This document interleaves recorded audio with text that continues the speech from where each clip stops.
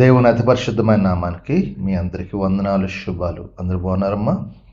దేవాదేవుడు మరొక నూతన దినం దయచేసిన దేవాదేవునికి వందనాలు చెల్లించుకుంటూ ఈ దినపు వాగ్దానం ధ్యానించుకుందాం. ఈ దినపు వాగ్దానం, యెహోవా మందిరమును చూడవలని నా ప్రాణం ఎంతగో ఆశపడుచున్నది. కీర్తన గ్రంథం 24 అధ్యాయం 2వ వచనం మాట, నీ మందిరం చూడ నా ప్రాణం ఎంతగానో.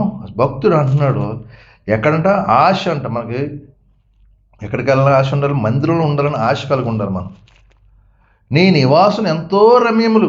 ఆయన ఉండే చోట మనం ఉన్నంటే అది రమ్యంగా ఉంటుంది. అందుకే ఆయన ఆవరణలో గడపాలనుకో. నా సన్నిధిలో ఒక్క దినం గడితే 1000 దినము శ్రేష్టం అంటున్నాడు దేవాదేవుడు. అందుకే ప్రాణం ఆశపడదు. భక్తుడిగా అంటున్నాడు, నా ప్రాణం ఎంతగానో ఆశపడుతుంది. అలాగా ఈ దినాన ఎంతమందికి ఆశ ఉంది? మందిరానికి వెళ్ళాలి, దేవుని సన్నిధిలో ఆరాధించుకోవాలి, దేవుని సన్నిధిలో స్తుతించాలని ఆ ఆశను ప్రాణం తృప్తిపరుస్తాడు దేవుడు.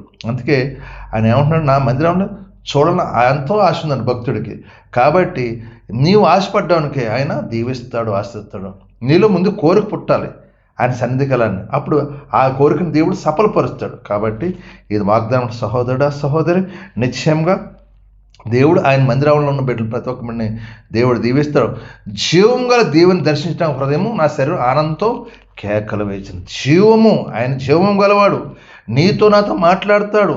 ఆ మాటలు బట్టి మనం ఆ వాక్యానుసారం జీవిస్తాం. కాబట్టి శరీరం ఆనందం కేకలు వేస్తున్న భక్తులు మనం వెళ్ళే మందిరాల్లో మన శరీరము ఆనందించిన కేకలు వెళ్ళాలంటే ఆయన మందిరంలో ఆయన చూడాలి అని ఆశ నీలో ఉన్నప్పుడు దేవుడు నిన్ను, నీ కుటుంబాన్ని దీవిస్తాడు, ఆశిస్తాడు. అటువంటి కృపదనం మీ అందరికీ దేవుడు దయచేయను గాక. ఆమేన్. ఈ వాగ్దానం ప్రార్థించండి, నీ కుటుంబంలో సంతోషం, నెమ్మది కలుగును గాక. ఆమేన్. ప్రార్థన. సర్వాధికారి మహాగండు పరిశుద్ధ కృపగల తండ్రి, మరొక నూతన దినం దయచేసి ఈ దినమంతా ప్రభావ నీ సన్నిధిలో గడిపే కృప మాకు దయచేయి. ఈ వారం అంతా కాచి కాపాడు. ఈ దినం శుక్రవారం ఆరాధన ఎక్కడెక్కడ జరిగితే ప్రతి ఒక్క ఆరాధన దేవునికరంగా జరగాలి. నీ ఆవరణలో మీకు కూర్చునే కృప మాకు దయచేయి. నీ ఆవరణలో వెళ్ళాలని ప్రాణం ఆశపడాలి ప్రభావ. అలాంటి ఆశపడిన జీవం గల దేవుని సన్నిధిలో ఉంటే దర్శించి కృప చూపించండి. మీరే దీవించి అనేక మందిరాన్ని నడిపించి దినం జరిగే ఆరాధన దేవునికరంగా జరగాలి. అనేక స్వస్థకార్యాలు, విడుదలకాలు జరిగేలా సహాయం పరిశుద్ధాత్మతో నింపి కృప చూపిని దీవించి మీకు మహిమకరంగా మేము అందరూ జీవించే కృప దాచాను. మీకే మహిమ, ఘనత, ప్రభావం పొందుకోమని యేసు పరిశుద్ధ నామమున అడుగుతున్నాను తండ్రి. ఆమేన్.